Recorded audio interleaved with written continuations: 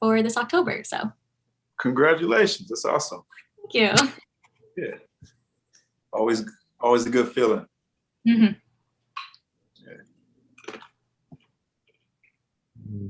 Seeing if this is doing. Oh yeah, there we go. And let me see one more thing. There we go. I wasn't gonna live stream it, but why not? So how's life been going for you, Mike? Man, everything's good. You know, I've been auditioning a little bit too, and Yeah. I don't think any of the offices are back open yet. But yeah, just doing some tapes. You know, allow myself to enjoy that. Find a way to find that fun, and yeah, it's kind of hanging out, man. So. And you live out. Oh, there's Byron. Big fan of the show right down there. One of my friends from church. Oh, nice. Let me see. Hey, buddy, you're on mute though. You gotta unmute yourself. Okay. There you are. Oh, there you go. Hey, how's it going? Fine, thank you, Mike. Thank you very much. I'm doing good. He's not in the business, but since he was such a huge fan of the show, I say, well, you should come on. Oh, cool, yeah.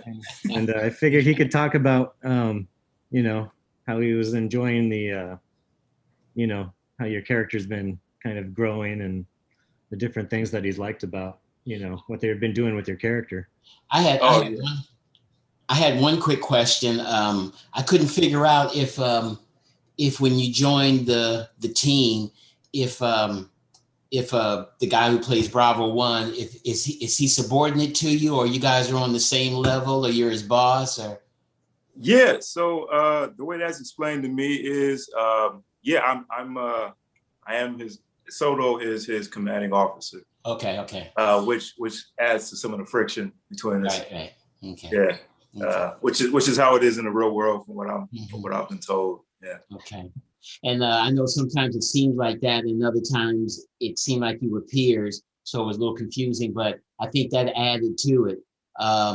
Sometimes he would buck up, sometimes you would pull rank. A lot of time, and then as the time went on, you kind of became comrades and everything. So I felt like it was written that way because it was more interesting.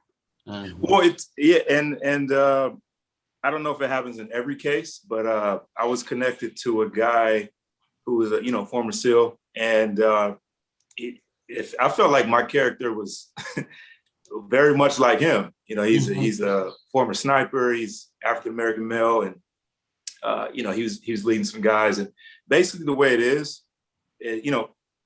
behind closed doors, or when you're not in front of the guys, you guys could be literally about to physically fight. But when you're in front of the guys, everything's all good. And when you're on a mission, it's their mission. Oh, we got a new person. Okay, cool. But yeah, so it's their mission. So it would be Bravo 1's mission. So even though Soto would be the commanding officer when they're in the field, you still, Bravo 1 does their thing.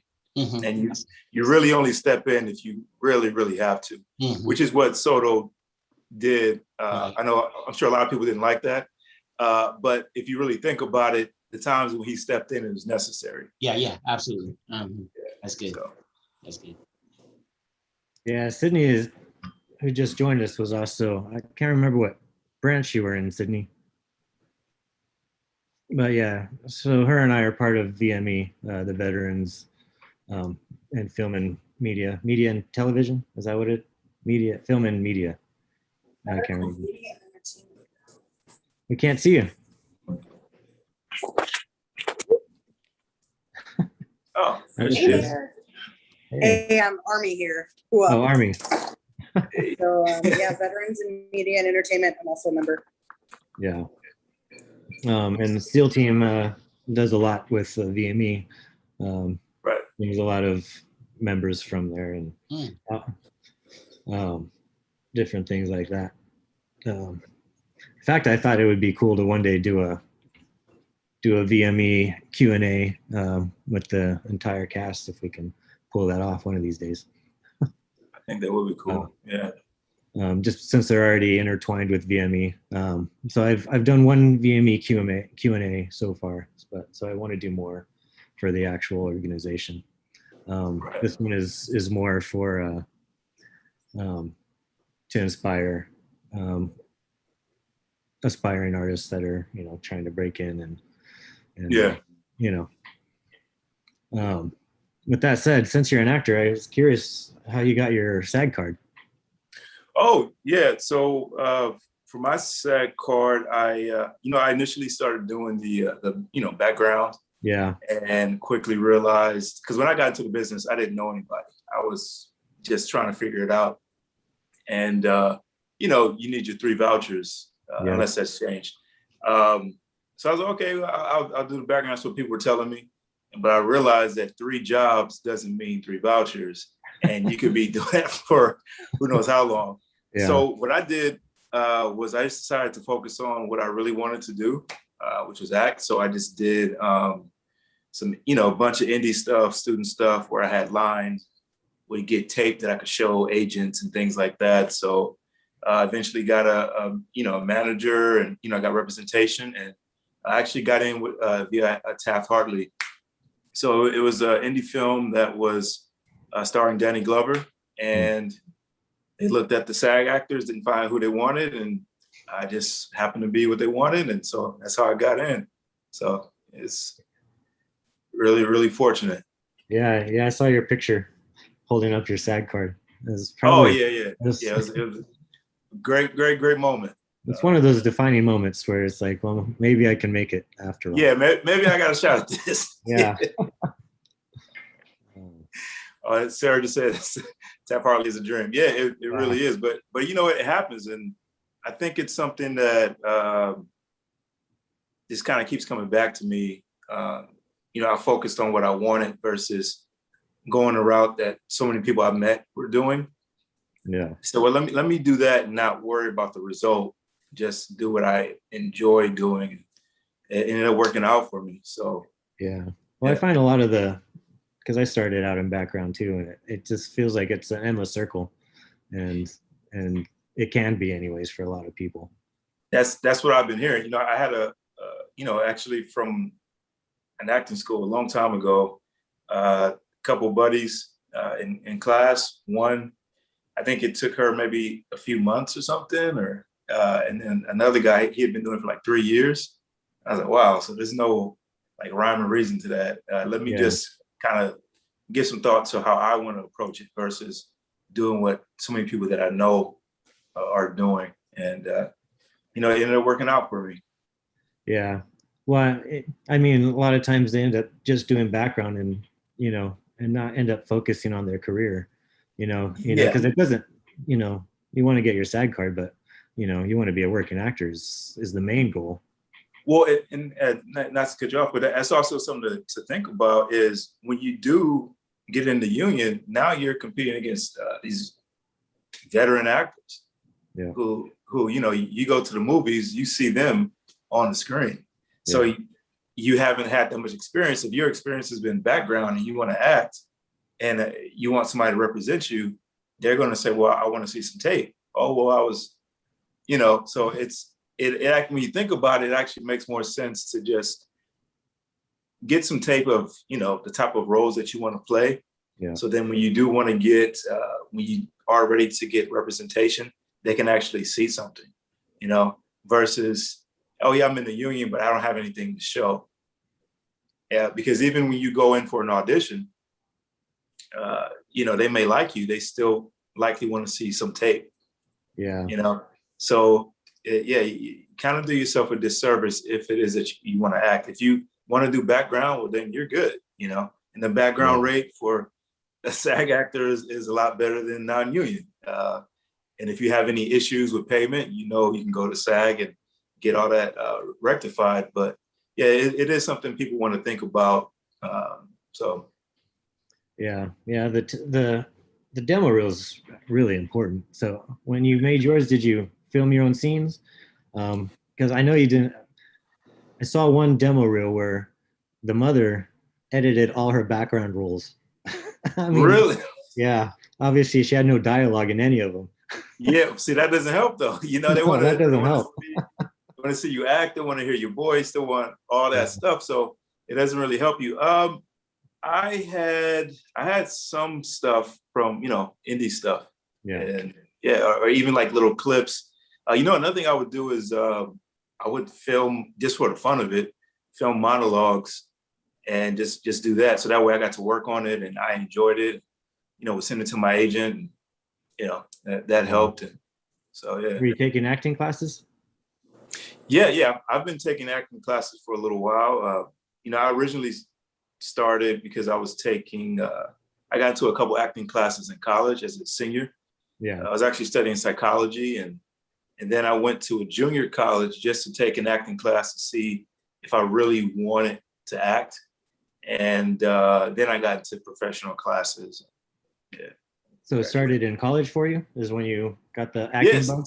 Yeah, it was something I was always interested in doing, but I was kind of like a lot of people like, oh man, can I really do this? It just seemed so far out that, I didn't know anybody who did it. Yeah. So a buddy of mine convinced me to take 2 acting classes. And even though it was something that I always wanted to do, I'm pretty sure I told him, I don't want to be around actors, man. Actors are weird. And but I soon found out what I meant by weird was actors, we know how to express ourselves. Yeah. And I did not do that. I had everything just kind of, behind a brick wall. I'm just a more well-rounded person since then. Yeah. So yeah, I took those classes, obviously loved it. And yeah, the rest You has been consider yourself an introvert? Well, I kind of consider myself both. Okay. But maybe a little bit more of the introverted side. I love, like privacy, solitude, just quiet.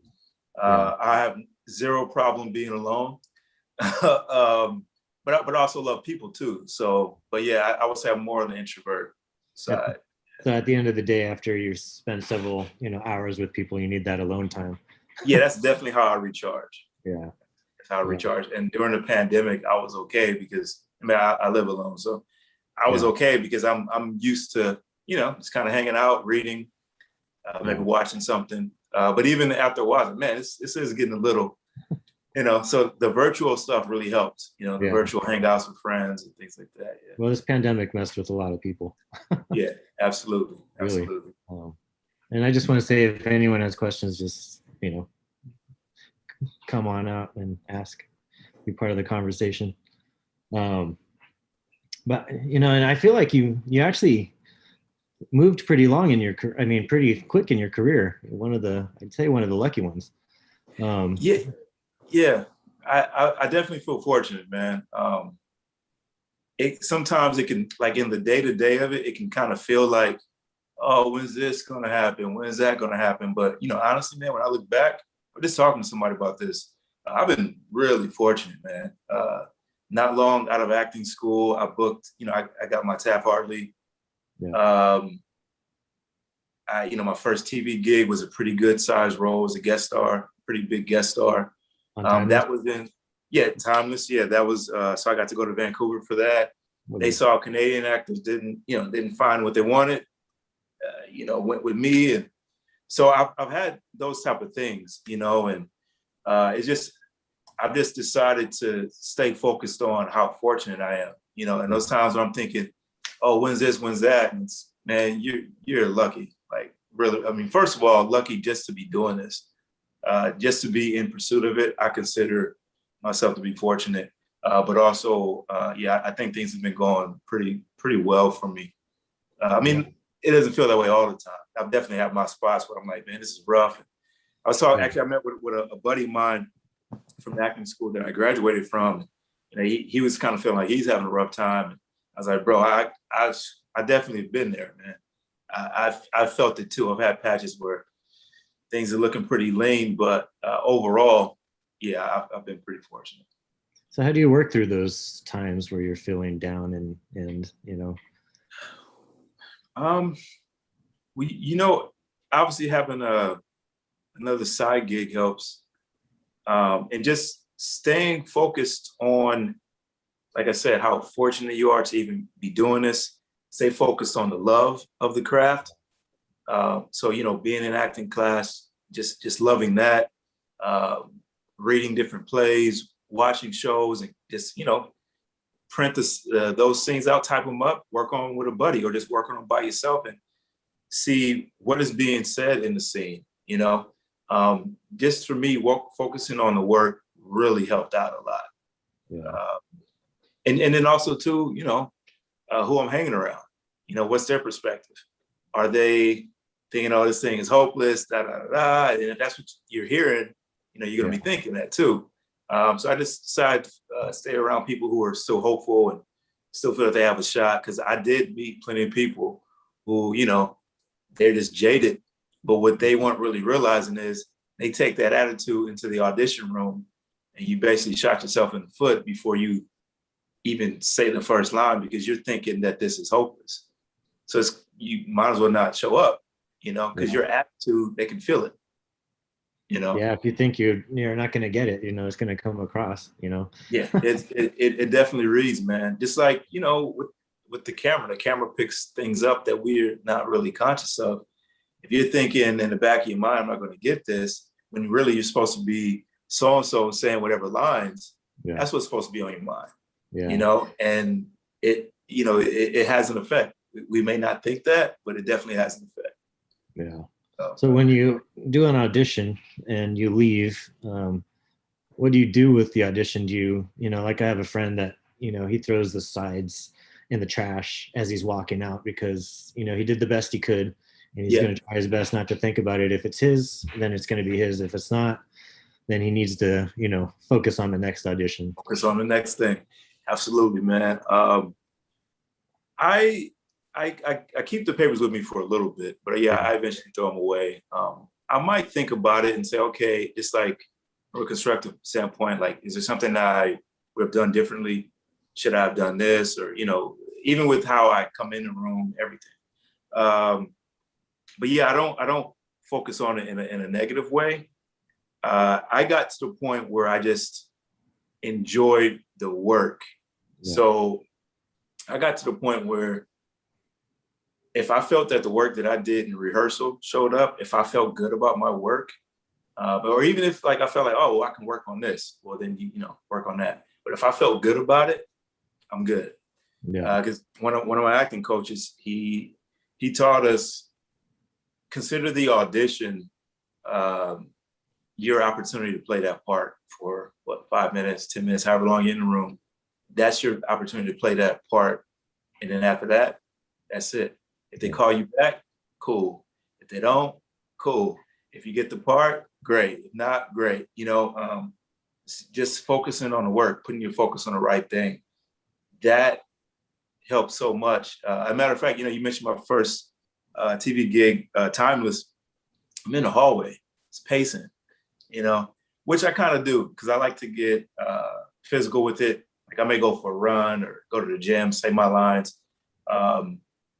So I'm walking in the hallway, which is a normal part, but I'm doubting myself. I'm like, you know, but something in my head is like, man, you know this stuff and you enjoy doing this. So go in there and have fun.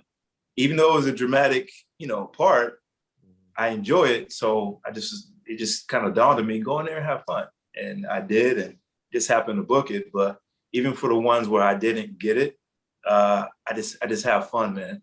Just enjoy it. And it makes such a big difference because when you walk in that room, they can feel it, you know, they can feel that. And they also can feel somebody's like, oh, I need this gig to pay for this, and which, you know, we've all felt. But just stay focused on your love of doing it. And hopefully we're all doing this because we love it. Yeah. It makes a big difference. I guarantee you, because it did for me, you know? And it's a win. It really is a win just being in the room. Oh yeah. I mean, I don't know if you heard casting directors say, we get this big screen of all these thumbnails. And so for them to even pick you to come in the room or even to send a tape, really, man. And don't think that them requesting the tape is some kind of blow off thing.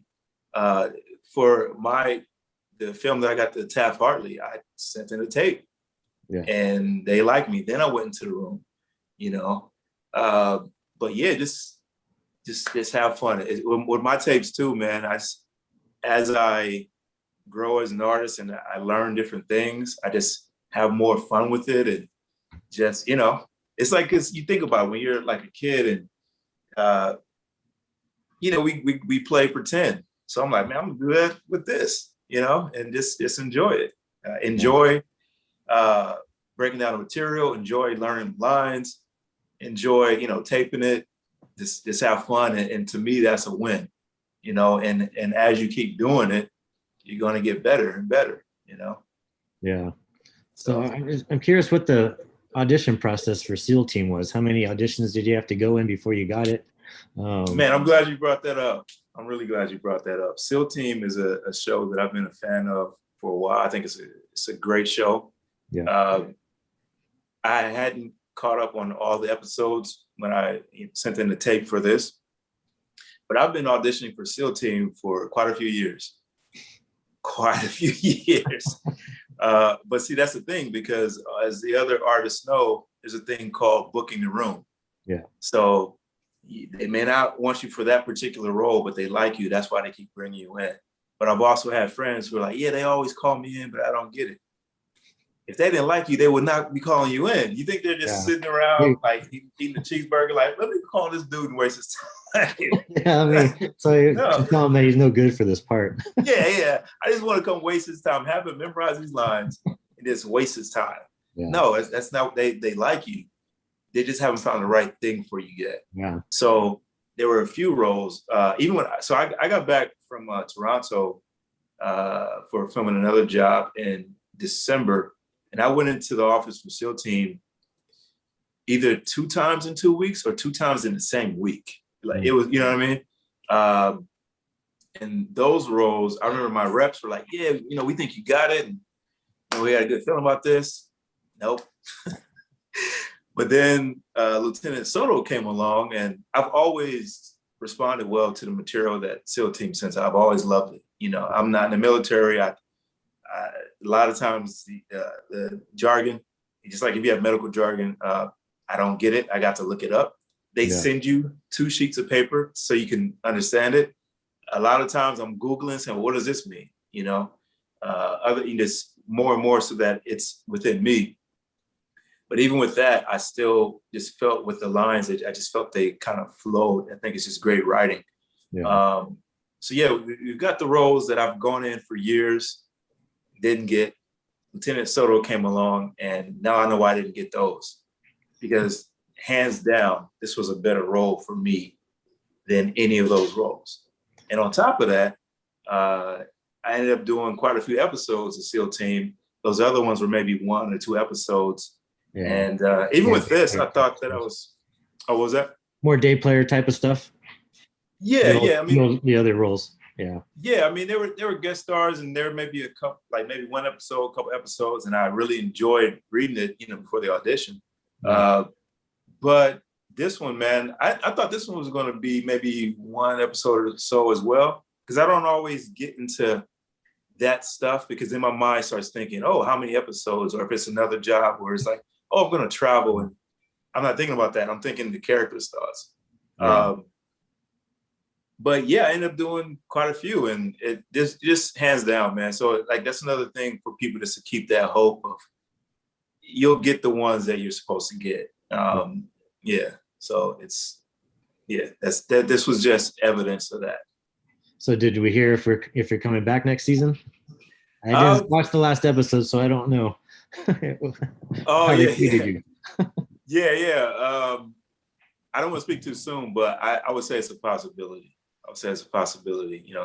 Soto's still around, and yeah, so it's a possibility. The producers were happy with me, and I love working on the show. I mean, I had so much fun. Cast and crew were amazingly helpful.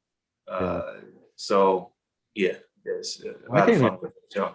I think that also speaks about you, and also it speaks about, there are people that have come on for 1 episode, but they like them so much, and they're such great people to work with that they're like, we have to make them a part of the show permanently. Yeah, absolutely. I'm just wondering if you can talk about, just the kind of, the type of person that we should be on set, just. Oh man, yeah. So a lot of that I learned in acting school. Yeah. and then other things just in life. I mean, number one, man, it's your attitude. You know, nobody owes you anything besides the basic things. You're there to do a job. It's not about you. It's about the story. Treat everyone with respect.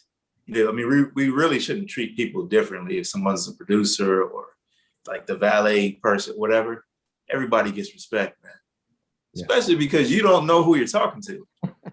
I remember one time I was auditioning for a different show, and I'm so I parked that studio.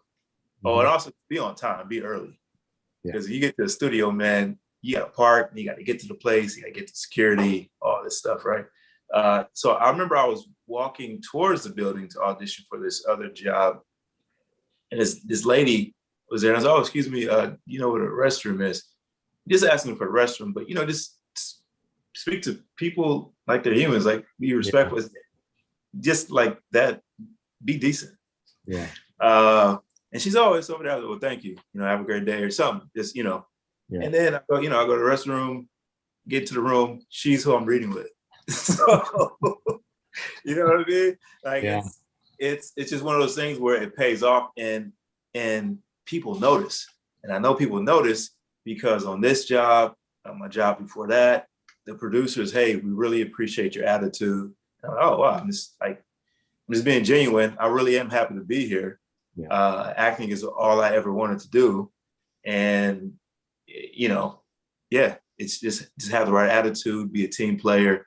Obviously stand up for yourself if you need to. If something's going on that shouldn't be going on. Stand up for yourself, talk to SAG about it. But attitude goes a long way. Another thing is your cell phone. Those things take our attention, man. I typically don't even bring my phone to the set unless I think I need it. And have it off, have it on silent. Yeah. You don't want to be the person whose phone goes off, during the take, man. It's a lot of money that is invested in making film and TV. My first professional acting school, if your phone went off, you had to leave. You had to leave class that day. That's how you. Oh yeah. And it was. First of all, because by the time I got around to get into professional class, like I wanted to be there. I wasn't thinking about anything else. I wasn't thinking about, oh, we're going out after. Let's talk about that after. Or whatever's going on. If it's not something that's really important, that's for later. Yeah. And my school, after my first one, which I graduated from, that's what they instilled in us. And a lot of people didn't like it, but it helps you get a job and helps you stay employed because people are noticing. And once again, you never know who's walking around the set because you haven't met everybody. You haven't met all the producers. You haven't met all the creators. And it's like was burned into my brain because we're all there on our first day. In my head, like, man, I'm in the acting class. I'm actually doing this. Like I'm sitting on this stage. We're all like, sitting in a circle, introducing each other. Like this is a moment for me. You know what I mean? And somebody's phone goes off. And then the instructor is like, I didn't say it. So I'm going to say it now. Everybody, please turn off your phones. Make sure it's off. If it goes off, you have to leave. And so everybody's doing that. This is a little while ago. So I take my battery out. This is back, at the battery to take out, right? And so I was like, there's no way this thing's going off. Like, I want to be here. Times goes on. Beep, beep, somebody's phone goes off. So I was like, sorry, you have to leave. She said, oh, I'm sorry. You have to leave. So she had to leave, but because it was the first day, she couldn't come back. Because you can't miss the first day. She had to wait for the next classes. Oh, wow. And so I remember that. And I'm like, wow, man. Like, so even when I went to my school after that I graduated from, they told you, they didn't want your phone going off. And they kind of gave you a pass, but still, I was already in that frame of mind, and plus, I'm there to act. I'm not there to text or unless, like I said, it's an emergency. I'm there to make sure I've got my scene ready. I'm there to watch my classmates, because that's a lot of times how we learn the most is by watching other people. You know, there's tons of times when people are doing the scene and then they get their critique and the instructor says, oh, you did such and such. They're like, oh, no, I didn't. Everybody's like, nah, yeah, you did it. You just, because you can't see yourself. You don't know, you know? So it just focus. Those are the things that have helped me get a job and to stay focused or to stay focused, but to stay employed. Yeah. You know, because think about it. What was that? Oh, go ahead. Continue. Sorry. I was just going to finish that just by saying, well, I guess people are different, but for me, what I put my attention on is important. Yeah. So, and I just know that when I'm on the phone, I could be thinking about that versus, you know, what's going on. And a lot of times I play a character who, you know, was alive when there were no cell phones. So when I'm on set, unless it's something important, I kind of just, you know, even in life, I try to just let that thing chill. Yeah, they take a lot of our attention. Yeah. So do you feel like a lot of people just aren't focused enough? A lot of the actors. Do you think that's keeping a lot of people from working? I feel like it might, man. Like I'm big on what we put our attention on. Yeah. And I remember one class I was in. How did they put this? They're basically saying there's all these people in LA who are actors and looking to do it, but most aren't focused or they're not doing the work. I think a lot of times we might be more attracted to what we think the lifestyle is. Yeah. Going to parties and I'm no stranger to a good time. I love having a good time, but there's a time and place for it, you know. And when you're working, that's what it is. If it's the weekend and my buddy say, "Hey man, we're gonna go such such," all right, cool. But if it's Friday, my agent says, "Oh, hey, this came in for you. All right, I'll see you guys later. I'm gonna do this because this is what I really want to do. I'm gonna spend the weekend, most likely, working on this, understanding it. If it's a show that's out, watching some of the show, doing my research, all that work that we're doing, and it's just focus is a big thing, and it'll take us a long way. And sacrifice, you know, you're sacrificing the good time.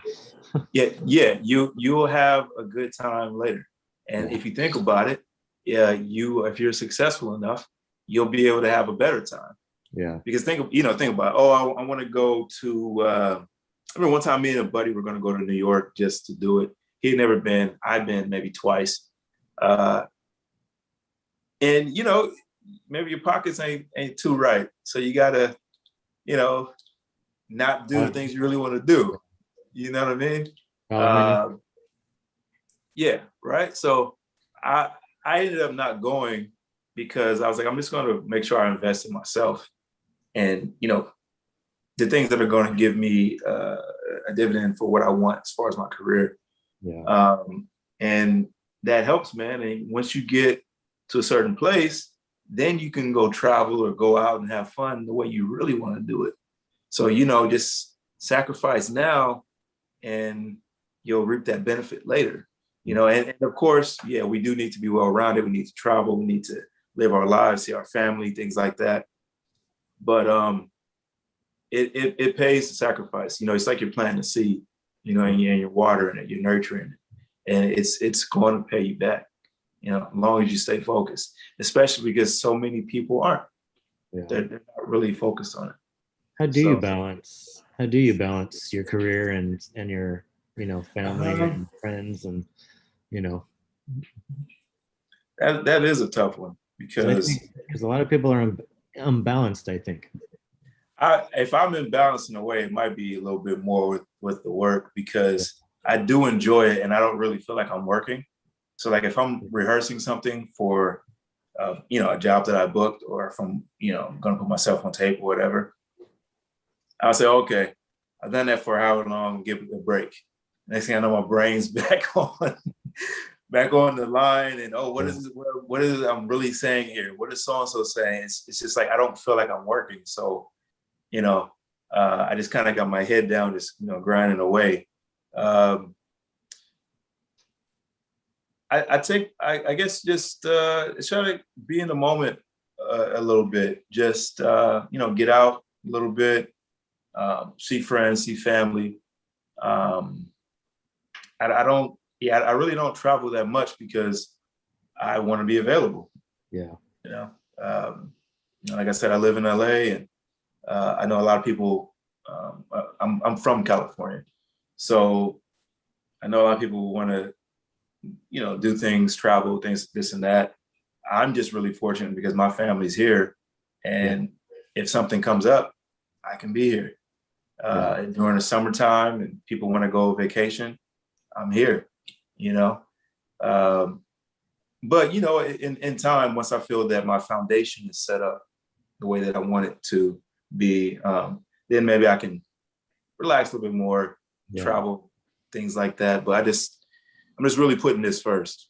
Yeah. Do you have a friend that you run lines with that comes and helps you, as someone that helps you with your tapes? Yeah. A lot of times it'll be a buddy from acting school, or maybe a girlfriend, or we'll just do it. I mean, when I first started doing tapes, man, I felt like I was torturing them because I felt like things had to be perfect. Yeah. I was like, oh, I gotta do it again. And they're not actors, So I'm like, I really appreciate them for putting up with me. Yeah. And now I'm like, yeah, this does not have to be perfect, man. It doesn't have to be perfect. Yeah, you want to be seen, you want good lighting, you want to be heard, sound, and all that stuff. But it would be like the slightest thing would be the slightest look or the slightest reaction. And I'm like, oh, I got to do this. And yeah. It doesn't have to be that, man. They just need to get a good look at you and see if they can really see you playing a part. Yeah, exactly. We don't have to beat ourselves up that much. And I learned that, kind of the hard way, just to allow myself to relax and just have fun. So in between filming, now you have 2 series under your belt, Yeah. As far as multiple episodes, do you still take acting classes when you're not on set? Yeah. Still study. I'm not at this moment, but I was in a Zoom class, I think a little bit before SEAL Team. I remember being in class and being like, oh yeah, so you don't just graduate and that's it. I've learned all about acting. I'm now Laurence Olivier, right? No, it's always a work in progress. And I've learned to find the joy in that and also allow myself, once again, to relax. Yeah. Because I'm pretty sure somebody like a Meryl Streep, 10 years ago, she, at this point, she's doing something better than she would have done. It's because you learn more, you grow. Yeah. And I just learned that we're always learning. There's always something for us to learn, even if we're just watching a movie or a TV show. Yeah. I kind of feel like I don't really watch stuff just to be entertained anymore because I'm always thinking, all right, so what is this? What is, how does this connect? And just like the acting stuff, I'm literally always thinking that. Yeah. So. And what kind of training did you do for the SEAL Team?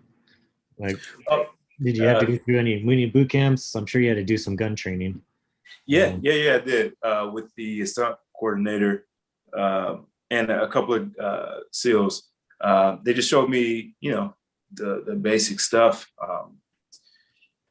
how to hold your rifle, firing, how you would not get shot. And even when we were on the set,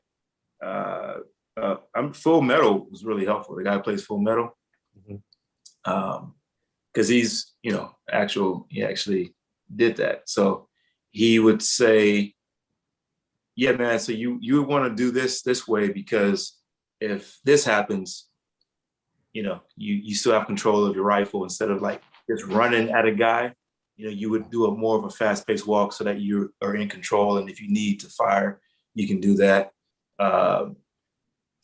If, you're getting out of a vehicle and you're firing, stand in this position because if this guy moves up, you could accidentally hit him.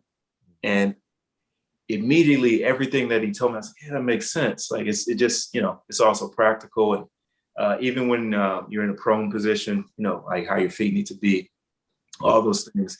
And so with training, we just do it until it got in me as much as possible. And I mean, I had a lot of fun doing it.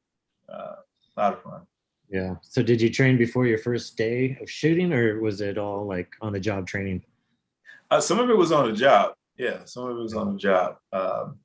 Also, because with Soto, I don't go on every mission. Yeah. So I had time to, get some of that stuff in me before we actually did it. Yeah. So a lot of practice at your house. Did you ever go in on your days off just to practice? No, I just met with the stunt coordinator and a couple of guys from props, sales, and we go up to Santa Clarita. They had like this whole area. They put all the gear on me, and just had a ball. Yeah, and even other people on the set, they would just help me out with little things. Yeah, because there's quite a few veterans, and they just helped me out. Tyler, what was that? I was going to ask if you heard any interesting vet stories from any of the SEALs, or I feel like somebody did tell me something. I know one of the guys, he's a soldier. He didn't really react, but he was like, man, I just get so nervous. He's like, I feel like I need somebody shooting at me or bombs going off so I can actually feel calm. Yeah. Because he was saying that he's a little bit nervous, but I was like, man, you're doing a great job. So yeah. Yeah, I think a lot of times we don't want to talk about. I mean, I was never in war. I was always at a hospital, but I think a lot of times they probably just don't want to talk about, because a lot of the things that they have had to go through, that people don't realize. Yeah, that's why I didn't ask anyone. Yeah. But I felt like guys kind of, talk about some stuff. Because, one guy in particular, he had gotten injured. And, they talk about some really interesting things. Like one guy was talking about PTSD and just life in general, how, life has improved so much, especially for us here. When it you could die, you catch some disease and you're out like that. But we've had so many advancements with medicine and technology. But with war and the trauma that you face from that, he was saying it's kind of been pretty steady. So I think people expect people to be okay, but it's, he explained it way better than I am because he actually lived it. But he would say some pretty profound things. I feel like the show deals with that kind of stuff, the stuff that they bring home with them. Yeah. I really feel that it does. Which I love, because anytime I take a role, what's going on in my mind, which probably helps me focus, is that somebody has lived this or somebody can relate to it. They're going to watch it and they're going to get something from it. And to me, that's what has kept me in the business, during those lean times. Because for years, I mean, as a lot of people will agree with, you're not really making any money, man. You're either doing jobs for the credit or you're getting some money, but the big bucks come later. Yeah. So you got to find a good reason to be there, which is what was told to me in my first year of acting school. Our first year instructor, she said, you guys need to have a good reason to be here, because if not, you're going to quit. Yeah. And she was talking about acting in general, but also just acting school. And she was 100% right. So I just was like, all right, well, let me make sure I'm focused on what matters to me. And so to answer your question, SEAL Team, I feel really does just reflect what people go through, the soldiers and their families, what everybody's sacrificing. And I'm really, really happy to be on that show, and for people who lived it to get something from it. That's to me, that's what it's really all about.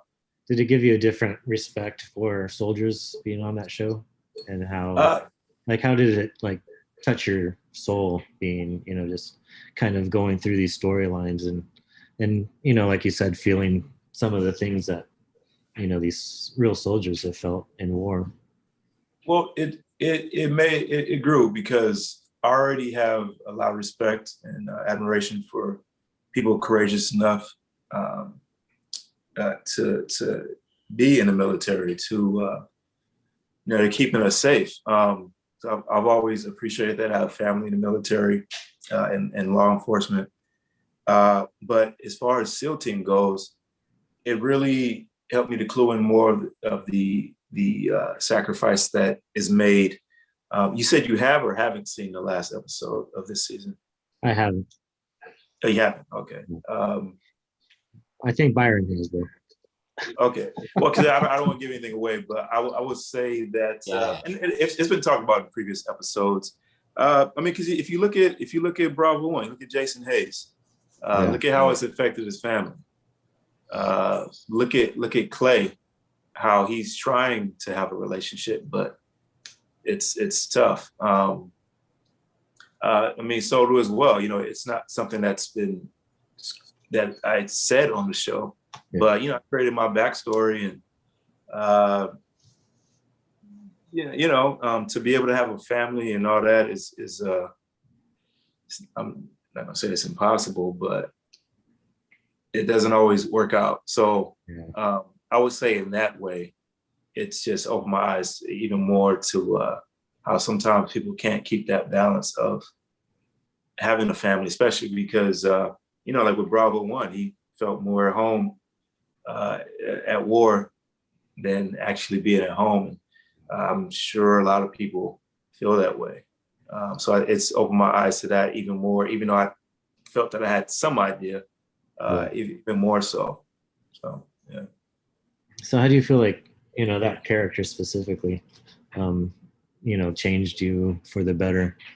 Because I'm always interested in, as actors, we take in so many different characters, and and a lot of them can affect us negatively. Some people have brought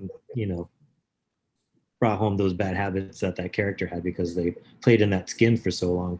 I like to focus more on the positive, and what characters traits have that you've maybe taken into your own life that's maybe made you a better person. And maybe not just this show, maybe all the shows I've been on.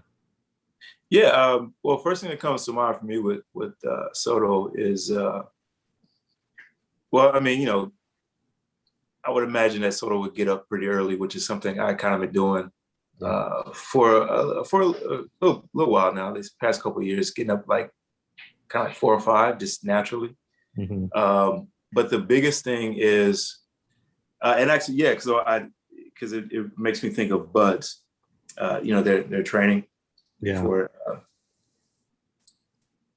You can do everything right. Be as prepared as you can be, and something's going to go wrong. Mm-hmm. So you can either sit there and say, "Oh man, I can't believe this, that," or you can assess the situation. All right, this is what we need to do: is keep moving, stay focused on your mission, and just keep going. Yeah. So I would say that has really fine-tuned that in me, to just say, all right, well, this is what's going on here. It's not what I planned, but let me pick up these pieces and keep moving forward instead of just staying here. And from the research that I did before, starting shooting, that's what I saw from, with Buds and what they were taught. Yeah. Besides all the physical stuff, but yeah. Hey, Mike, what you just said reminded me of something. They have a line in SEAL team where they look at each other sometime and they just say, "Work the problem." There it is. And you just reminded me that I kind of internalized that since it's my favorite show and I've seen all of the 4 seasons. And you just reminded me that that's kind of playing in the back of my mind a lot of the times. And I got that from them, and I learned to appreciate it, and I must have internalized it because I think of that phrase in situations. Mm-hmm. Absolutely. Thank you for sharing that. Mm-hmm. Thank you for sharing that, and that's a big reason why I'm an actor is because it's like what you just said. You internalize it. The things that we watch, it's in there whether we're aware or not. So if we can put some positive things out there, put some things out there that people are going to pick up to help them in their daily lives. I mean, once again, that's to me is a reward of being an actor. You know, it's just a beautiful thing. You know. I have a question. I did not know you were on Timeless, which now that you've said it, yeah, okay, I completely remember you on Timeless. I didn't before. Not because of you, because of me not having watched it since high school. What was it like working on that show? Because my dream in life is to work on a Eric Kripke show. Yeah, I am in love with Eric Kripke, and if he's watching this recording, hire me. What was it like working on it? Like, what was your experience like? How's the set? How's everything? It was great because that was, like I said, that was my first TV job. So it was a guest star. I worked with Malcolm Barrett for pretty much all my scenes. And I actually, funny because Matt Lanter was on the show. I ended up working with him on one of my most recent jobs as well. It was just amazing. I got to go to Vancouver first time. It was just so fun. It felt powerful. It felt so meaningful, so necessary, because the character that I played, Nicholas Biddle, was a real person. And he, from what I read, was the first person to shed blood, to have his blood shed during the Civil War. He didn't die, but I think he got hit with something. But to play something that has such a significant meaning in history, especially for our country, was just I have a hard time putting words on it. I was playing a character who was looking for his family, because they had been sold. So it was fun in some instances. It was kind of hard in others, but it just felt necessary, and I just felt really good about being able to do that. If that answers your question, I know I was kind of all over the place. But. Playing that character on Timeless, what kind of, because we, our history is pretty bad. Just what was it like, just having to live in someone's shoes that you wouldn't want to wish on anybody? Yeah, I don't know how to describe it. I just kind of felt like it was kind of an honor because, like I said, this was a real person. Yeah. And I feel like it's something that will help to move us along, because it was a bad moment in our history, as a country, but we have to remember those things and remember where we came from, so that we can keep moving forward and remember those lessons, because we're human. I feel like the really bad or nasty stuff is inside of us, but also this great good is in us too. So we have to remember these type of stories to treat each other right and keep moving forward to create the world that we want to live in. So I have a question. A lot of, and I've seen a lot of a lot of the people from the Black audience that are tired of, it's like, why is every Black story, about slavery or about racism? Why can't we just, move on a little bit about, just see a Black family, instead of just constantly reminding us. Do you feel like we learn more from keep revisiting those old stories, or do you think we might learn more to see? And I bring this up whenever I talk about it, but when I was a kid, I grew up watching, as far as I watched a lot of stuff, but I watched the Cosby Show, and I watched the one that was the Family Matters as a kid. Oh yeah. And so I never, when I was in high school, it was pretty mixed. There was only like 90 of us, but you know, it was mainly Hispanic and white, and then we had some black. But I think because of those shows, you know, we just saw families, you know, as families. Yeah. So I didn't see. I feel like I see race more now because it's just in my face so much on the news. Right. But I didn't see it in high school. I just saw people. Yes, I just people. saw friends. So in my mind, I'm thinking if we saw more of that, you know, maybe we would move on quicker versus keep hashing the past. Reliving. Yeah. Just wondering what your thoughts are. I'm glad you brought that up, because sometimes I do think about that. Sometimes I'll get a script and I'm like, man, it's like, because I'm going to that place emotionally and mentally. Yeah. And I just think about, after reading it, where does this leave people? Does it leave us with the message of, you know, what we need to learn and be reminded of, but also a message of hope? Or is it more of, you know, that kind of same thing? I personally do love to see something like a Family Matters, where it's just people living, you know, and we're not necessarily thinking about their race or just seeing people being abused or things like that. Now, granted, like, you know, but that's the thing though, some stories still need to be told, but I don't think that it has to be maybe to the extent that what it is. I think maybe sometimes for some productions, that's done because it's going to sell and it's going to do well at award season. And I can't say which ones, but I would say I would love to focus more on like the Family Matters stuff, just because you can just see people living, because as African Americans, we're more than just trauma or coming out of being enslaved. You know, there's more shades to us. So yeah, I would like to see that focused on more, which I feel that, you know, some people are doing. You see people just living their life because we're all just people, and we've had our different experiences, and with those experiences, they can be brought up. I think it's just how you bring it up. Yeah, I think it's how you bring it up, which may trying to think of how to go into the details of that. But it's just how you, to me, it's how you present it. I guess I'll just put it that way. Yeah. Yeah.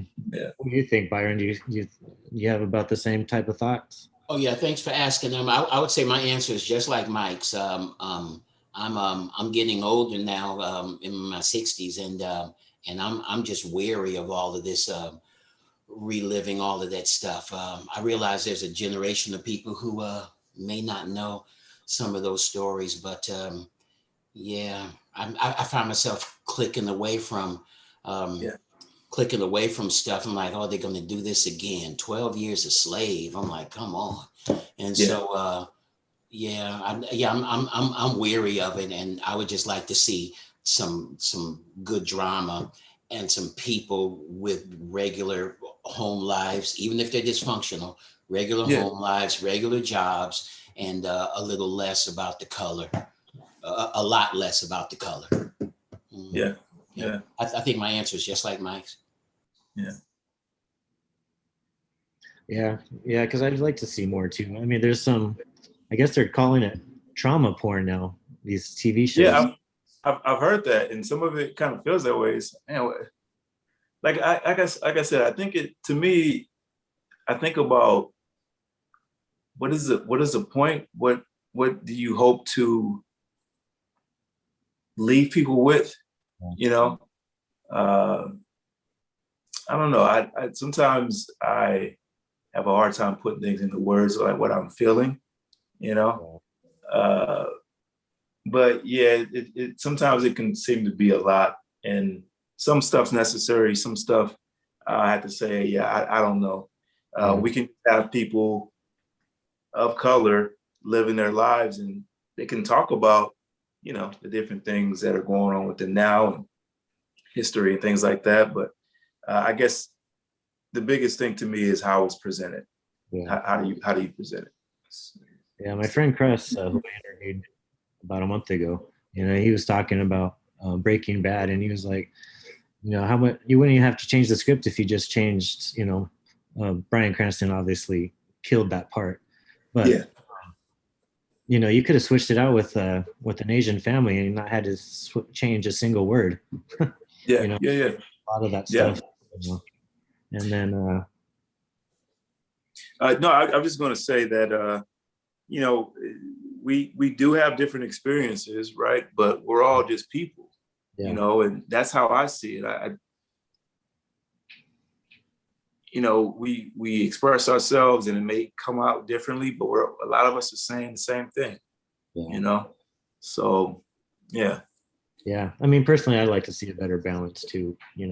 We do need to learn from the past, and we can't learn from the past if we don't know it. But at the same time, it's also in the past, and we need to move forward. And I feel like we're having a hard time as a country moving forward. And I don't know. Well, and also too, like what was said about how it worked the problem. When we watch something, it leaves us with something. You know what I mean? It has an effect on us whether we are conscious of it or not. So when we're watching something like that, where does it leave you? That's important. Yeah. And not just how you're feeling, but what is the underlying message? Yeah. Which may be a little bit harder to bring to the forefront of your mind. So yeah. Yeah. Could I ask a couple of things? Sure. Hi, Mike. I'm Farouk.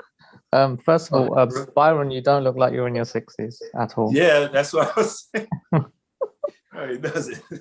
But Mike, I wanted to ask a couple of things actually. Firstly, it's kind of like a two-edged sword question, but when you're on set and if you've got something really personal going on, like I'm sure they go through it with you in acting class and that's part of the classes, but are you taught how to compartmentalize like your personal to what's going on set? Is that something that you're taught about, or is that something that you have to have naturally? You like say something in your personal life? Yeah. That's a great question. If you're going through something, like for example, if someone's just passed away in your personal life, but you have to be really happy on screen, is that particularly difficult? Yeah. Yeah, that obviously could be pretty challenging. I'm trying to remember if they said anything to us about that.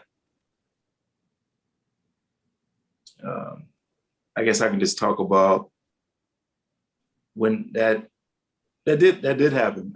So has it happened to you? Yeah, my grandmother passed on my second day of a film, and it just so happened, not my character, but the film was about two grandchildren and their grandmother. And so I'm trying to remember how I dealt with that. I guess, I just thought about the positive aspect of that being the good times that we had, all the things that she taught me, that she'd be really happy that I'm pursuing what, that I want to do.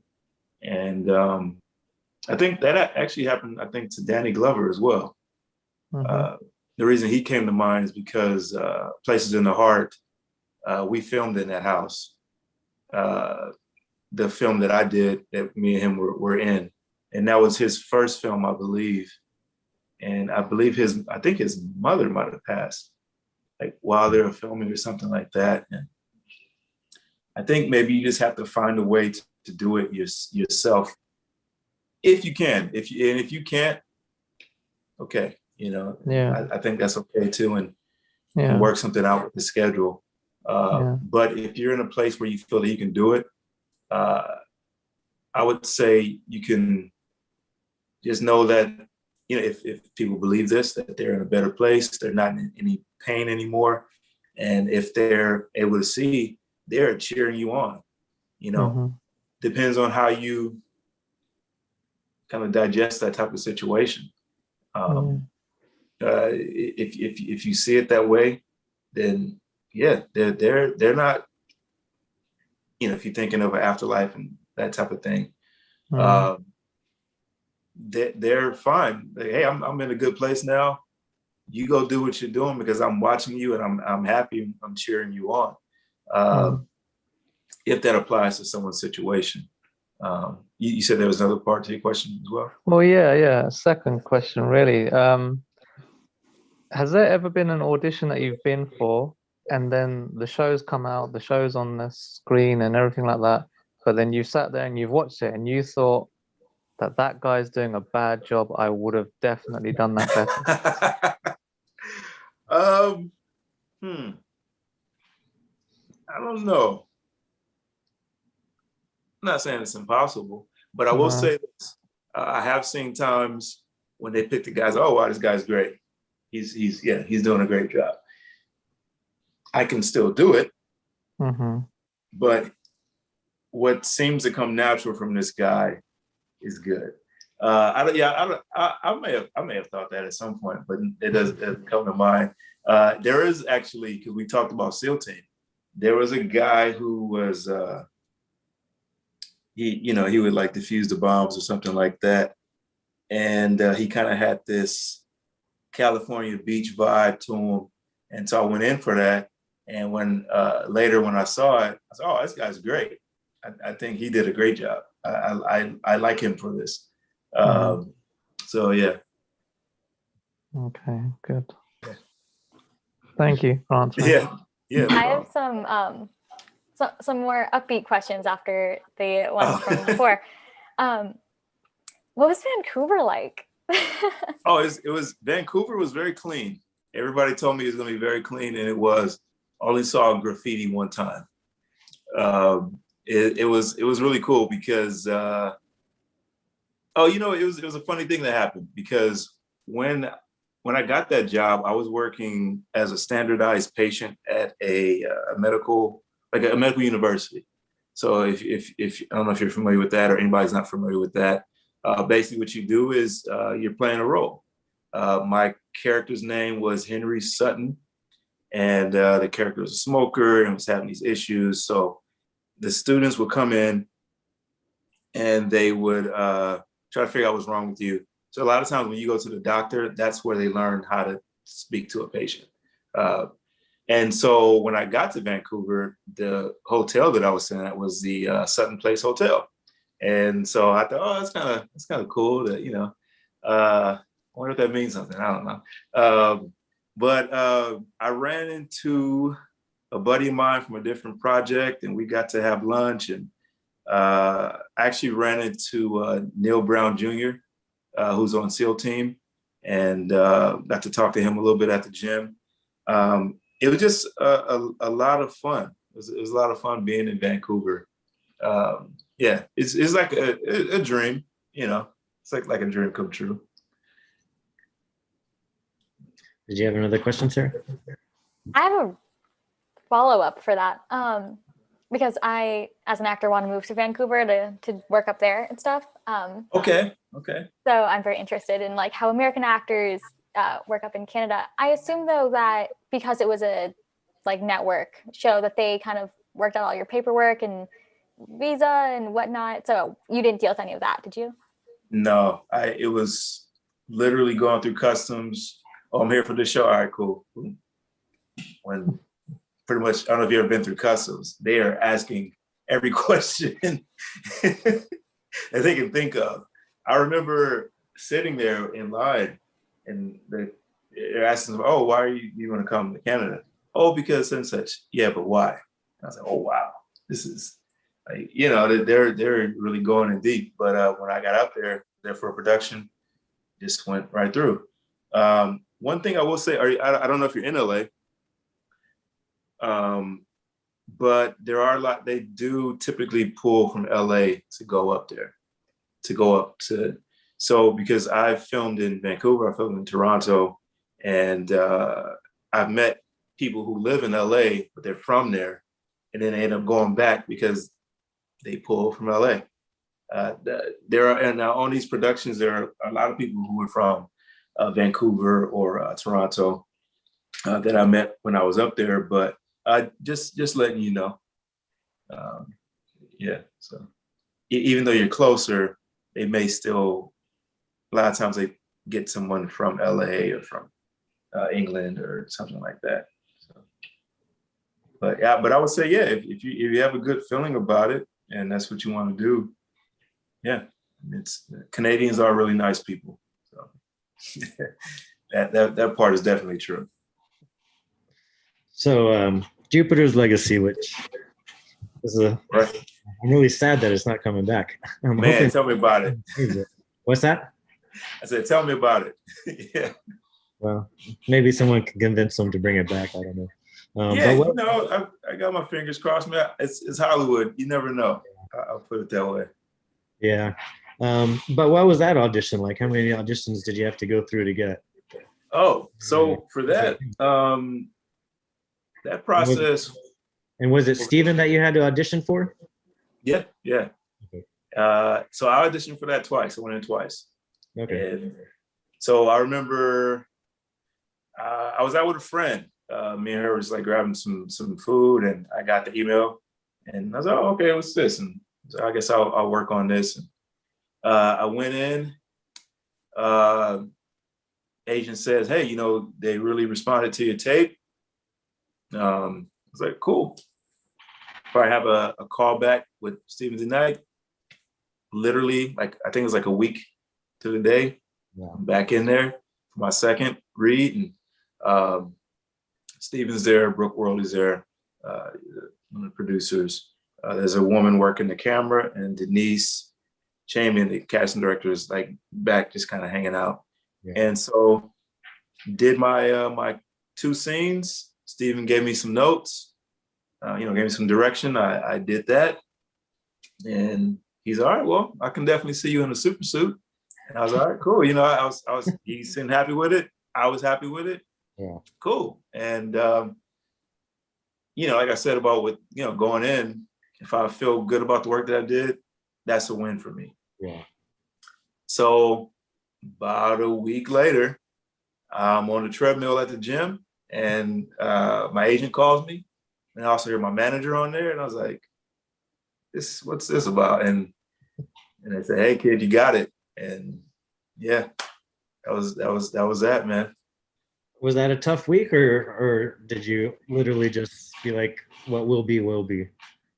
Oh, you mean before I found out that I got it? Yeah, that week before you got it. No, I was okay. I was okay because you kind of just move on to the next thing or whatever you like to do. Like I like to work out. It's fun to me, so I do that. I do whatever, and and then I got it. So because sometimes it may take a week, it may take a couple of days, one day, it may take sometimes it takes 2 weeks. Yeah, so the best thing to do is not really think about it unless you can, without beating yourself up, look over what you did and say, "Oh, I could have done that better," and just work on that. So that when you have another opportunity, you can do it again. But it's just, as once again, not beating yourself up about this. Just even though it's work, just follow the love. Just have the fun, man. Yeah. I just feel like there's some of those roles where you read it and it's like it's just the role that you've been waiting for. I don't know if it was like that with this one, but there's just some of those. Has there been a role that you auditioned for that was just like, man, I love this and I need to do it, and just where it just didn't leave your head? A couple times. I remember telling my agent about Jupiter's when I got the script. I'm reading that pilot script. I was like, man, this is great. Like, if I don't get this, I'm going to watch this show, because there's so much TV out there. And it's like, I don't know how people keep up. But I was like, I got to watch this if it comes up, when it, but I just happened to be on it. So that was it really was a dream come true, because playing a superhero was something I always thought would be fun to do. I love Superman. I haven't been so heavy in the comic books in more recent years. When I was younger, I had a bunch of comics, and like I said, I've always been a big Superman fan. Actually, I remember before I got the opportunity for Jupiter's, I remember sitting in my room thinking, okay, so what do I want to do next? And I like to play the hero, the good guy. Superhero would be great. So I was like, well, do I look like that? Maybe I should put on, a little bit of muscle, like at the gym or something. So I just started focusing on that, just, changing my workouts, my diet and things like that. And that probably helped,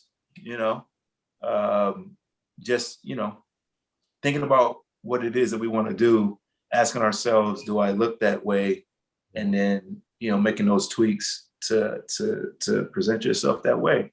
Because I think that seeing is believing, especially when we're, walking in a room, they can see you and hear you and, okay, I can see this person playing that because they look like it. That's what I feel. I feel like when somebody looks like it, that's a big part of it. It's not all of it, but it's a big part of it. If you can look how they want you to, how you would look as that character.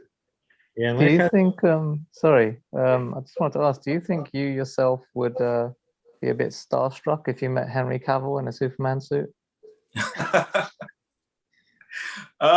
Maybe, man, maybe. He'd be starstruck seeing himself in a Superman suit. Yeah. Whoa, like that Spider-Man meme. Yeah, no, I've met a few people. I didn't really get too starstruck. One person I did geek out over was I met a guy named Devon Franklin. Yeah, I met him. You met him? Yeah. Super cool guy, man. Yeah. And I think what it is, because he gave me his book for free.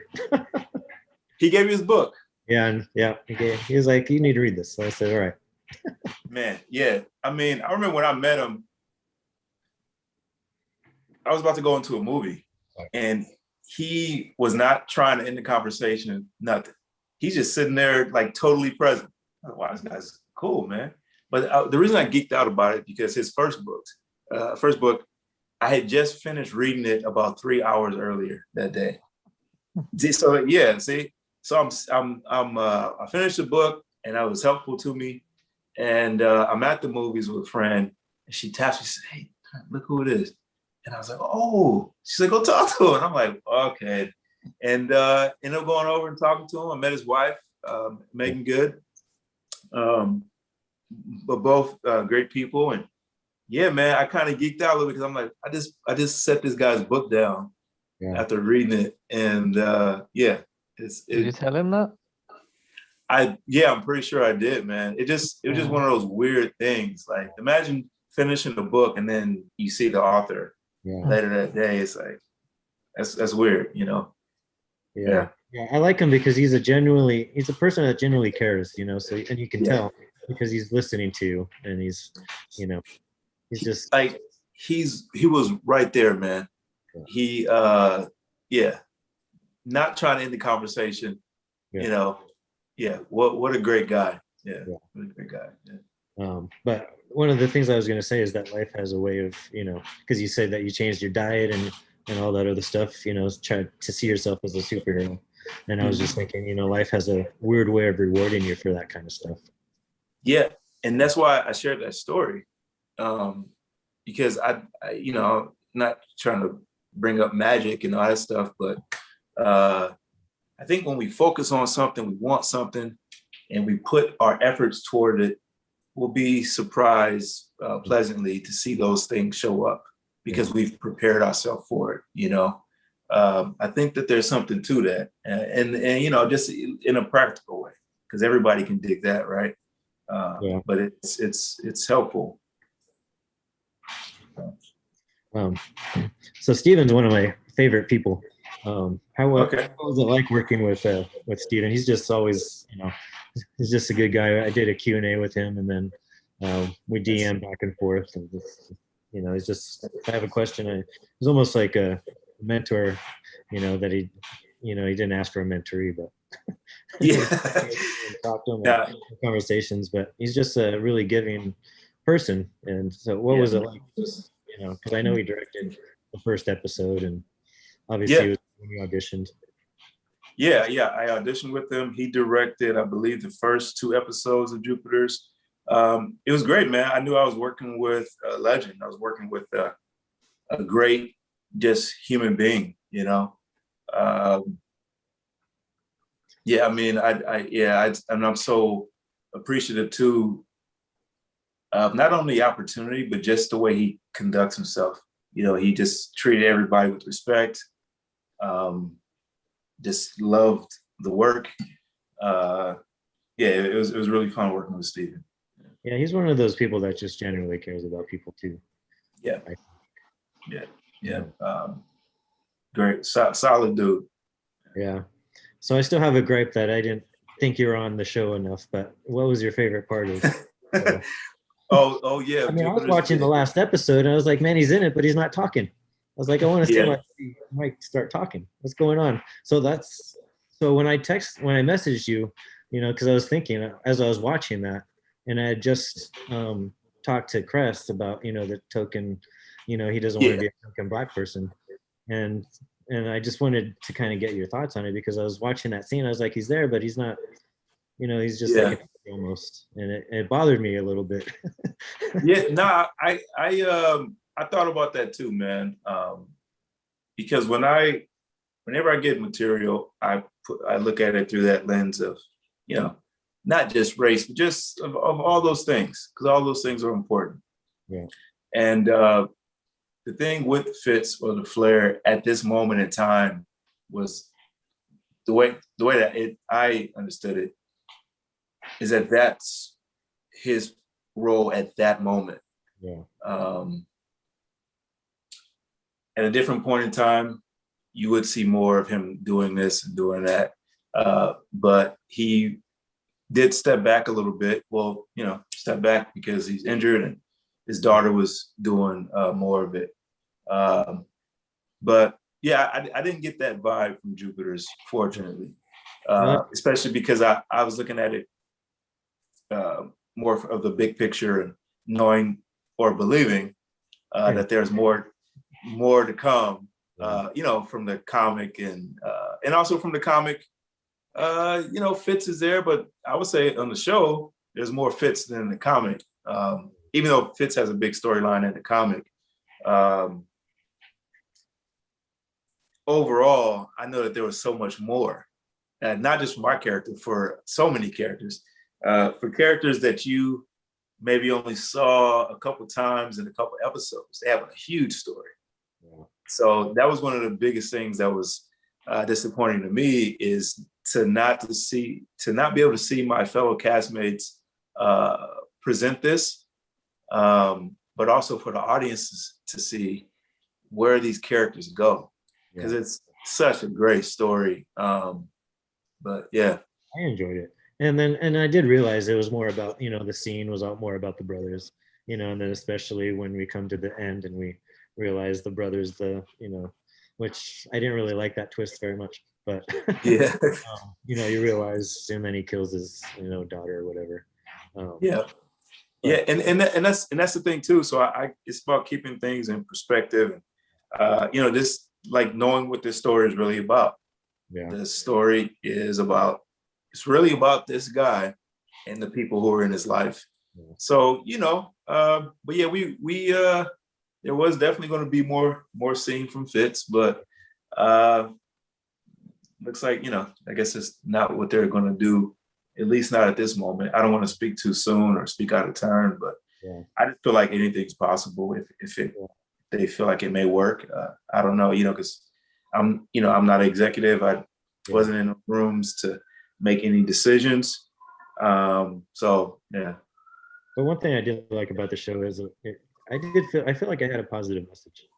I did feel like it was about, changing, learning to change. And, I think he had to come to the terms, eventually he would have came to the terms with that he probably wasn't right, that, just because we made some rules in the 40s doesn't, almost 100 years later. Yeah. Oh, yeah. Sometimes Yeah, things don't absolutely. change. Yeah. Absolutely, man. I feel like there's so many messages, and Yeah. so yeah, this is a superhero thing, but to me, it was more of a family drama wrapped up in a superhero genre, and that's what drew me to it, is the relationships. So if also, for example, when you see Fitz and his daughter, oh, they have a good relationship compared to these other people. But if you had seen earlier, not the same. We're not at that place earlier. Fitz and his daughter. Yeah. Yeah, they go through some stuff because of Fitz. Yeah. But yeah, there's so many things in there, so many lessons, and so many little things that I picked up. Yeah. I think that's why I gravitated to it. As I get older, I don't want to watch trauma porn, and I want to watch the stuff that's going to help me grow as a person. Yeah, which not to cut you off, but which is what I felt so much was going on in Jupiter's. If you see his children and their relationship, and they just wanted their dad. Yeah, great. You're a superhero. You're the world's strongest superhero, but we want our dad. Yeah. And it's just those human things that really appeal to me. Even with somebody like Walter, and I can't justify what he did, but in some ways, I can start to see why. And that's another thing that I was looking forward to people seeing, was a lot of the stuff that's black and white, it's starting to start to be more gray area. Yeah. Because you see with Walter, imagine being the smartest person in the room, and not only are they not taking you seriously, they're not even listening to you. Yeah. They're just brushing off whatever you say. And you're right. And it's happened again and again, and you're picked on. The scene where, Ben Daniels kind of blew up on him when we're all on that kind of ledge. Yeah. He blames Sheldon for the dad being dead. If he hadn't done that, he wouldn't have killed himself. So he's carrying those things for about a century. Yeah. Your brother, who everybody's looking up to and listening to, is letting these things go on. Imagine, he said, I feel we could have did more in World War II. Imagine having the power to stop people from doing what Hitler did, but you stand down because of what your brother says. And any other time when you could have done something, So once again, can't justify what he did, but you can start to see his point of, hey, we got to do something. And if you're not going to do it, then I'm going to move some pieces around to where I'll step up and do it. Honestly, man, I was, I'm looking at these scripts and I'm working on my stuff, but now I found myself just analyzing brainwave. I was like, man, this guy is so interesting. And I think Ben Daniels is a fantastic actor, and I would have loved for people to see what he did with this. Yeah, there's so many lessons in that show, and that's kind of the best part about cinema. Yeah. So many things for people to pick up about relationships. So what choices, being part of it, plus watching it, plus reading all the scripts, so you really came from it from several different angles on this show, not just as a viewer, but as an actor and as a reading the scripts, and so I was just wondering, what kind of decisions do you feel like, having been part of this show, that you think maybe you would make differently? Maybe because you looked at the relationship with your daughter in the show, and forgiveness was a big part of that. Lesson was that you can mend things, but I'm just wondering what choices maybe it prevents you from making, maybe when you get into your own relationship, Oh yeah, you mean like in real life? Oh, absolutely. Yeah. That's another gift with acting, because you can be reading a script and maybe it's a character you're playing, maybe it's another character, and you're saying, man, this character needs to do this. This character needs to have this conversation with this person. They need to be open and honest about this. But then you can also be like, wow, maybe I need to do that too. Like, because when you're looking at that lens, look at them through that lens, you have the opportunity to recognize that in yourself too. Yeah. But with Fitz, because so not everybody knows the story what happens with Fitz, but as an actor, whether it's in the script or not, you give yourself reasons and a backstory of everything that happened. I would say have the conversations that you need to have if you're going to enter a relationship. Do it because you really want to do it. Right. And recognize what you have. Sometimes the grass can seem greener. And I think that's a lesson for all of us. Yeah. The grass can seem greener on a different side, but you likely have something really great yourself. You're just not recognizing it. Yeah. Well, there's that saying where, the grass is greener on the other side, but you have to mow it too. Oh, yeah, you have to mow it. You have to water it. Yeah. You have to nurture it, and that's those things that you do when you appreciate that grass. Yeah. So just a couple more questions, and then basically, since there's also screenwriters here, what do you look for when you're reading a script? What kind of characters do you want to dig into? You talked about it a little bit. You're looking for the kind of the message and, what is it going to leave people with? But what's the type of roles that really like turn you on and just be like, man, this is something I want to do? Something like I said, and like you mentioned, something that leaves people in a good place. Something that leaves people feeling that they can do what it is that they want to do with their life. Something that encourages people to have those important conversations or to live the life that they want to live versus what they think that they have to. So like Pursuit of Happiness was one of the films that encouraged me to get into the business.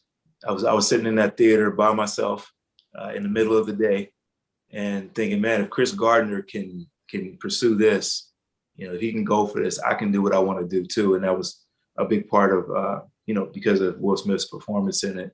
And I later read the book. But just something where, somebody's going against the odds, the underdog, and they achieve what they want in life. And you said they're screenwriters, just something that, well written, but doesn't feed everything to the audience. That's what I like so much about Jupiter, is because people are like, man, I got questions. Yeah, good. You're going to see more. So we thought. And something that you have to pay attention to. Yeah. You have to really see, okay, what are these people saying? Or, honestly, with the training that I had, Meisner, you don't have to say a lot. Yeah. You can just be looking at somebody and you're saying more than a whole monologue. Yeah. I don't feel like somebody has to say a lot. You're acting the whole time. Yeah. Even if you're not saying anything, you should be fully alive in that. So just something that's smart and doesn't insult the audience's intelligence. Yeah. And just something that they have to really pay attention to. Those are the type of things that I like. Yeah. All right, last question. Two-parter, but what inspires you the most out of life, and what would you say to just the aspiring artist, especially now, because even Stephen was talking about today's not a good, the business is hard right now. People that are working aren't working, and people are on the verge of losing their health insurance, and so there's a lot of struggling people out there right now, and I think it'll get better. But and then there's also people trying to break in and just struggling with self-doubt, and and then they might have parents that think they're wasting their time, and it's like you're never going to make it. So just what would you say to those people, and start off with just what inspires you as a person and as an artist? What inspires me is, well, first thing that comes to mind, I guess it's me as an artist, but I guess it's me, period, is the effect that we can have on each other. Yeah. And I guess so as an artist, it would be on a television show or doing a play or a film.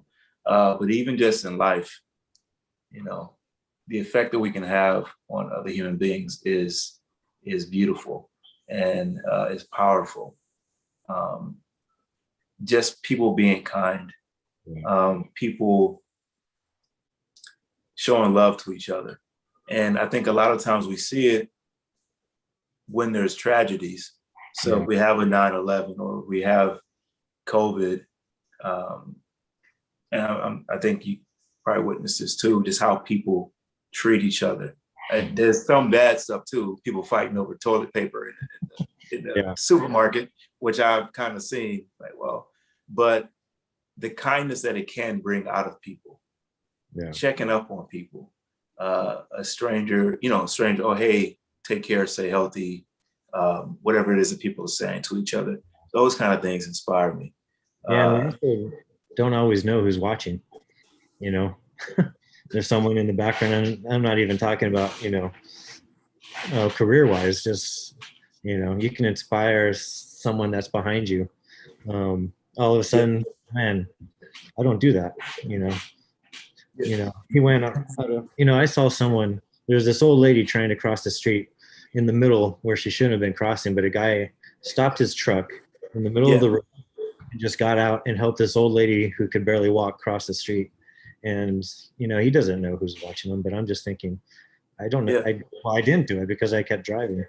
So you just know who's watching you, and the inspiration that you can have just being that type of kind person.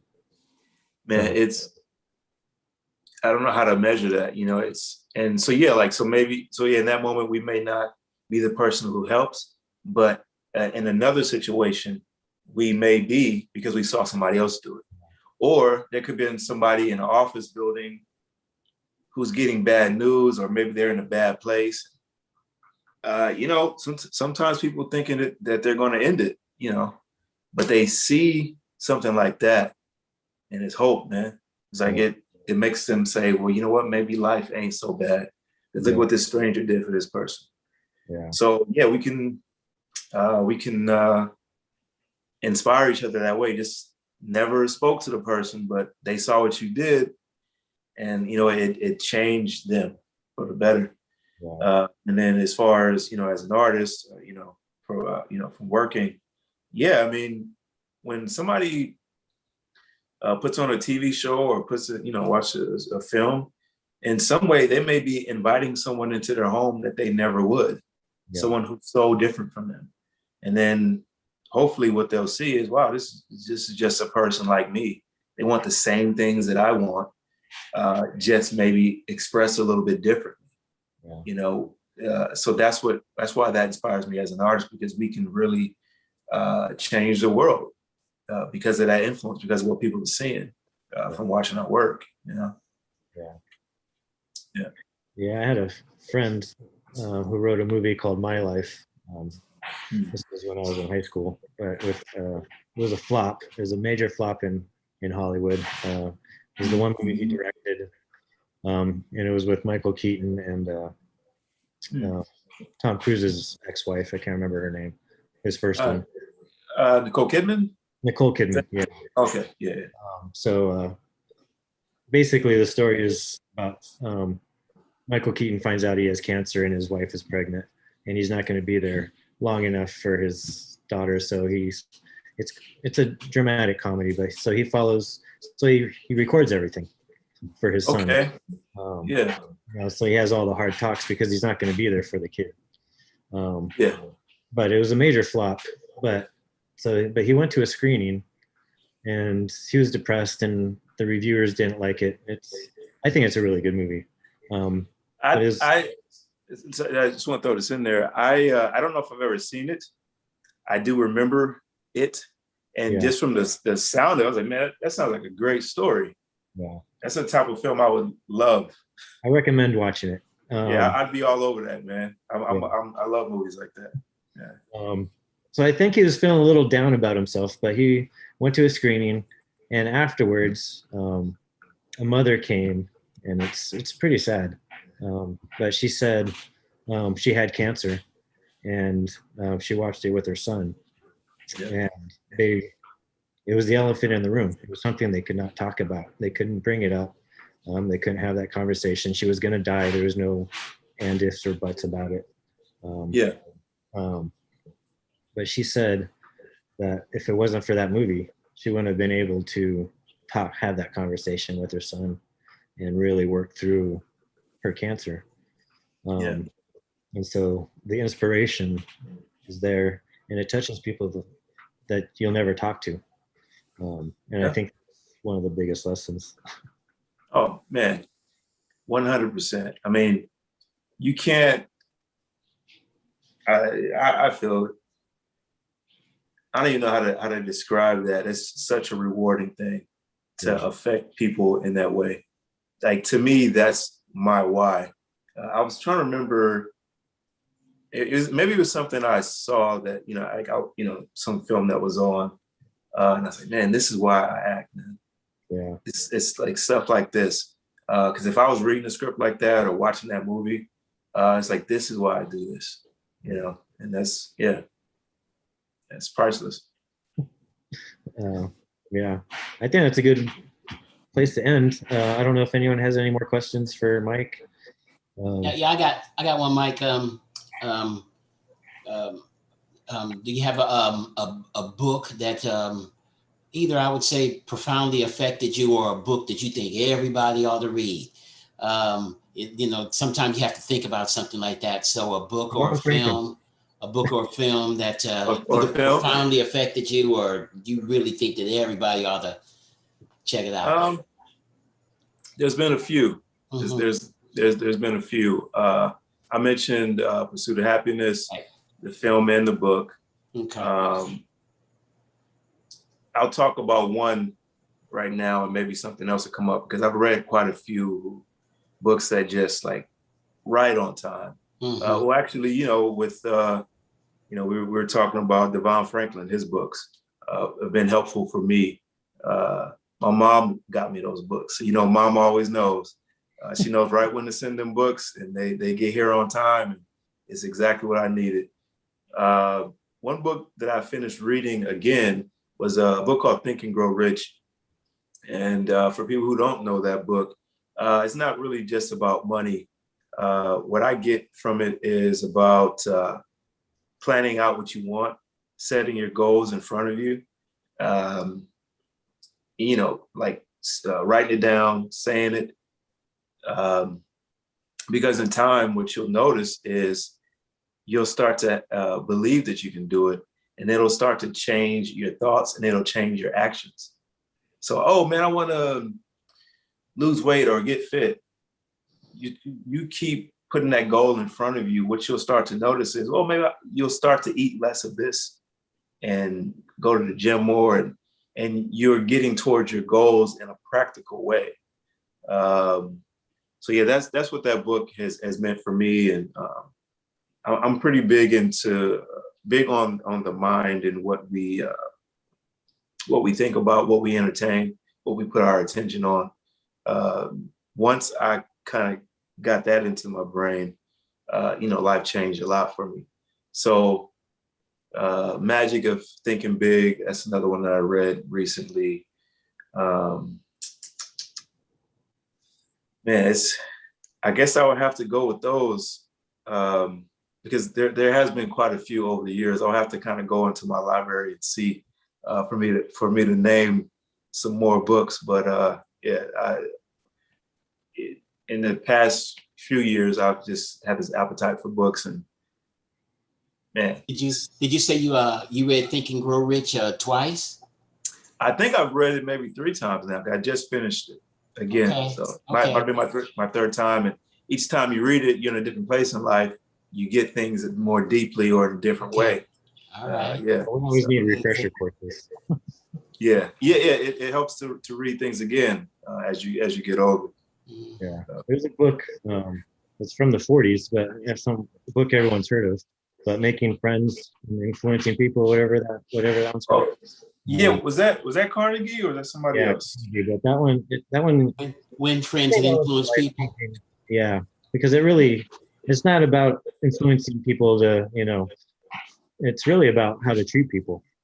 And that's really, I mean, probably doesn't need to be as long as it is, but just because the message is just treat people right and kind, but he really dives in deep about because you give what you get back. Or no, you get what you give, and if you're giving kindness, you're going to get kindness, and if you give happiness, you're going to be happy. And there's that song by the New Radicals, "Give What You Give." It's real. And through those books, like Think and Grow Rich, or any of the ones that the titles that are escaping me right now, you learn to add value instead of just trying to take. You find ways to give, and you will see that so much more is given back to you. Oh yeah, there it is. I'm actually reading it right now. Oh, there you go. Yeah. It was in my backpack. I forgot. Yeah. I have to, I feel like I'm at a standstill spiritually and other ways. So I'm just like, man, I need to get my mind right. Hey, it's so overlooked, but just getting our mind right. Sometimes I feel that way too, and I just make sure that what I allow to influence me is going to put me on the track that I want to be on. Because there's so many influences out there. You turn on TV, you're being influenced. We're being entertained, you're being influenced as well. So let's make sure it's what you want in your life. I don't know if this will help you guys, but I went through something recently, and it was a breakup with my now ex-partner, and I found that the one thing that had gotten me through it, and that still got me through it, is writing, because I'm trying to be a screenwriter. And I was writing, and I'd done it 4 days straight after the breakup, and I had a 1 day break, and then I'd done it again for the Saturday after that, and then since then I've just been doing it pretty much every day. And then today I had 2 big knockbacks for 2 competitions that I had submitted for. And then at the same time, I'm thinking, okay, that's nice, but I've got another project whirling in my head because, I want to keep on writing. And so I think it's our passions that help us get through some of the toughest times, And so like the breakup was quite a bad one, and it was upsetting. And even now, if I'm sitting there and if I'm sat to myself and if I'm quiet, then I get upset about it. But if I think about my writing and if I jump on the laptop, then it helps me get through. So if you're going with your passions, then it can help you no matter what your passion is. Absolutely. Yeah, I 100% agree with that. Things that we're passionate about, just follow that. They say follow your dreams. I feel like not to get too spiritual or anything like that, but those things are there for a reason. And just go for it. I'm not afraid of the spiritual. Because the thing is, some people. No, I hear you. Some people kind of tune out. Yeah, if you mention God, some people tune out. That's true. Yeah. So I'm someone who tends to see the similarities, even when people are say if people are arguing, I can see when they're saying the same thing. Yeah. They're just saying it differently. And that's how I feel about a lot of spiritual things. So with God, people may call this being a different name, but some things are the same thing if you notice them. Yeah. Well, the laws are the same, kindness and a lot of those good things are the same thing, just maybe presented in a different way. I like religion or seeing what people believe. And I think that just kind of reflects my love of people. It's probably why I studied psychology in college as well, just trying to figure us out and find ways to relate to not only to other people, but to myself and all those type of things. So yeah. All right, anyone else? All right, Mike. Well, I enjoy watching you on screen. Thanks for coming on, and we'll keep the chat going. Yeah, I appreciate you having me. Really, I've been enjoying getting to know you over the last few weeks. So yeah, you're a genuine soul, and I appreciate that about you. I appreciate you as well, and I hope I share something that people are inspired by, because I'm big on inspiration. I've definitely had those down times where I'm like, man, is this going to work out? And just because you said what would I say to anyone? I would just say follow the love. That's what I would say to people. Just whatever it is that you love to do, just follow that. And I don't think you'll be disappointed. Can't say where you'll land success-wise, or however you define that. But if you follow the love of what you love to do, I think you're going to be all right. You'll be better than all right. And enjoy the journey, because it's always it's exactly enjoy what you're doing. Enjoy this moment right now, and not just thinking, oh, when I'm this, don't worry about that. Love this moment right now, and it'll change your life for the better. Yeah.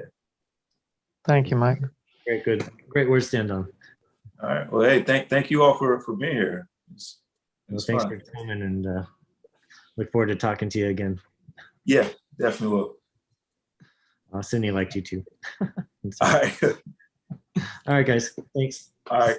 Cool. Take care. Thanks, Rick. All right, have a good time. You guys have a great weekend. Hey, you too. Get on those lines. Oh yeah, I know, right? I just finished a couple tapes, man. So, and it was fun. It was fun. A lot of fun. So. Well, I'm looking forward to. Well, I hope you come back on the next season of.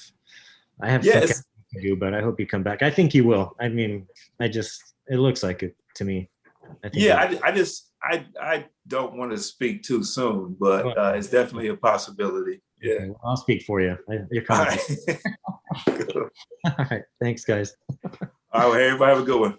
Hey, you too. Yeah. All right. Bye. All right. Thanks, Rick. All right.